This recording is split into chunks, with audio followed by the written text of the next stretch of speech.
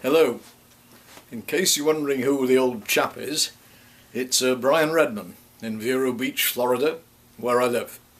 I first met John Wyer at Kyalami, a 9-hour race in November 1967. The reason I came to be asked to drive for the team was that I'd driven in the Montlhéry 1,000 kilometres with Richard Atwood in David Piper's 250LM Ferrari, and we'd finished, I think, 6th overall but first in the class.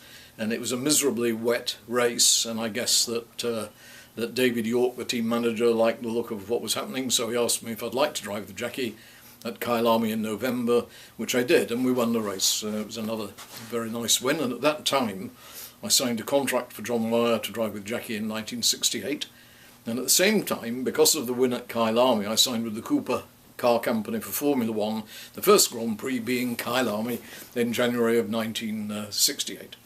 So everything looked very good, and at that point I'd bought a new house in Colne, Lancashire, on the strength of it. Our daughter Charlotte was born whilst I was at Daytona in 68. James, our son, had been born in 65, and everything was looking great. We won the Brands Hatch 6-hour race and the Spa 1,000 kilometre race. And again, a dreadful wet race, and one of the finest starts I've ever seen in my life, when Jackie Hicks, of course he was a master, that Spa as in many other places, but in this miserably wet conditions off he shot, and it's an 8-mile circuit, and at the end of the first lap he came round and disappeared from sight and sound. He'd gone, and everybody thought there'd been a huge accident and the whole field had been delayed. But no, the next car in second place came past 39 seconds later. Amazing. So hardly surprising that we managed to win that 1,000 kilometre race. Of course, John Wyer was known for his acerbic wit, and in the team, and I think quite widely, was known as Death Ray, because when he gave you the Death Ray, this was serious. Fortunately, I never actually received it, or I think I deserved it once or twice. But at Daytona, bear in mind that's only my second race with the Wyer team, we had a gearbox problem. We were leading and second gear broke coming out of the hairpin on the infield, and there was an English team there, Edward Nelson, with a GT40, and he had a gearshift problem, and he came up to John, and it was a cold February night in Daytona, and John's sitting on the pit counter wrapped in his scarf and his hat on and his gloves, and Totty is next to him, and she's timing and she's wrapped up as well. And Edward Nelson came up and he shook John's trouser leg and said, John, please can we borrow the shift linkage off your car? And John went, go away. So Edward went away, but then he came back a few minutes later, probably 30 minutes later, and so I saw for the first time, and of course at this point my relationship with John Wyer was very much the schoolmaster and schoolboy. It was good morning, Redman, and it was good morning, Mr. Wyer, sir, you know, this sort of thing. Anyway, for the first time I saw John give his death ray. Edward comes up and shakes his leg, and John gave him this terrible death ray look and shouted at the top of his voice, F off, Nelson, you bloody bastard. So that made me even more respectful of John. Unfortunately, in 1968, in the Cooper at Spa-Francorchamps, in the Grand Prix, the suspension broke. I had a huge accident and nearly took this right arm off. I was out of racing for the rest of the year, and Jackie Hicks was also out through a broken leg, and so our favourite GT40 1075 was taken to a win at Le Mans, unfortunately without Jackie or I in it.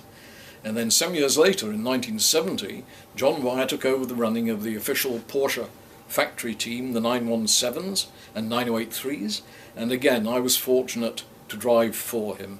He was a superb team manager, but more I think than anything, the people that he had round him, especially John Horseman, the engineer, who in my opinion was the leading person to make that team so successful, because many wins for Wyer, or not many but certainly at Le Mans one time, John wasn't there because Totty was ill in hospital in London. And so we had a great relationship and a fantastic time. I was also fortunate to drive for Aston Martin, but not when John was the team manager. This was in 1989, when the team was run by Richard Williams with Ray Mallock as the engineer. They did a fantastic job. The car wasn't really quite what we'd hoped it would be, And unfortunately, after 1989, I know that Ray had designed bodywork for the car that would have reduced the drag and increased the downforce, at least no great change. But unfortunately, we hadn't got that in 89, and the result of that was we had great reliability.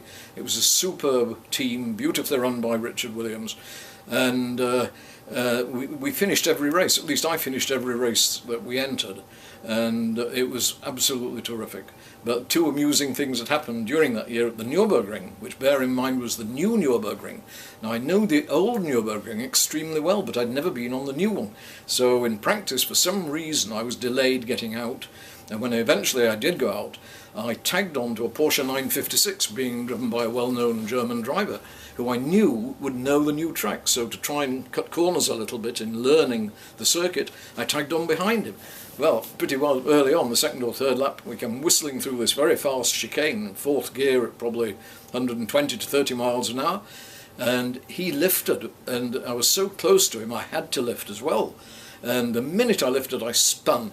So I'd lost downforce on the car, and I went spinning round and screeching tyres and all the rest of it, and then I was going backwards at probably 100 miles an hour, and I felt a bit of a bump as it went over the curb near the guardrail, and I'm looking over my shoulder and I managed to steer it away from the guardrail, and then when I felt that I was far enough away, lock it over, and the front end swung round and we carried on. And Richard Williams came on the radio and he said, "Well done, Brian. Bet you can't do it again."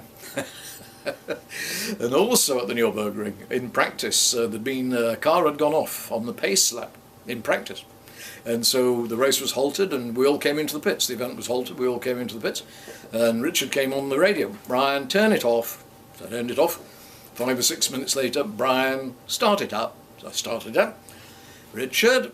"Yes, Brian." I said, "There's a vibration that wasn't here 5 minutes ago." "Ah, well, give it a lap or two." So off I go. And on the next lap, revving at about 6,000 RPM, it was the biggest bang that I ever heard in a racing engine. The crankshaft had broken, and it pretty well split the engine in half. At the end of Le Mans in 1989, I didn't really think we'd finish, because after 5 hours you couldn't get a clean shift from second to third. And I actually said to my wife, I said, "Book dinner for 8 o'clock, Anyway, believe it or not, at 2 o'clock the following afternoon we're still going round. We're in 11th place, we're not going to get any higher or really go any lower. But Peter Labanus, the benevolent and excellent team owner, the owner of the Aston Martin team, said to me, "Brian, would you like to finish the race?" So I said, "Yes, thank you." So I finished the race. Well, in that last hour I was becoming a little bit bored, and at Arnage, the 90-degree right-hander, the car would slide very easily without much, probably 70 to 80 miles an hour in second gear. And so I'd turn in, and for a few laps I slid, because I was bored.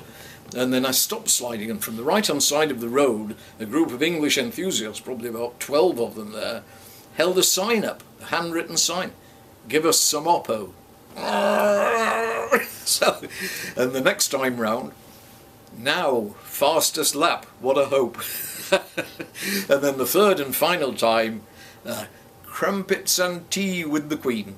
So that was a great year. As I say, finished every race, and my memories of Aston Martin and John Wyer are fantastic. I'll never forget them. And my first time at Le Mans in 1967 was a member of the English gentry, and on the Thursday, which is the last day of practice, they were having lengthy lunches, at about 3:30 in the afternoon. My lord said, "What time's practice?" Well, nobody at the table knew, about 14 diners. And I said, "I think it's 5 o'clock." And he said to his younger brother James, he said, "James, get Brian to the track as quickly as possible." So now we're in the 1948 Rolls-Royce limousine, hurtling towards Le Mans at 70 miles an hour. It's in the middle of the road. The roads are heavily crowned, as they always are, and here we are. And I see in the distance a Citroën de Cheveux coming towards us, also in the middle of the road. And I looked at James, I thought, doesn't look like he's going to slow down. So I started sliding down underneath the dashboard, waiting for the accident. And James stood up and steering with one hand, he waved the other. He said, "Get out of the way, you bloody peasants." So that was my first time at Le Mans, and also at the Hotel de France. Have a wonderful time, and I hope Aston Martin does well. We'll be thinking of you.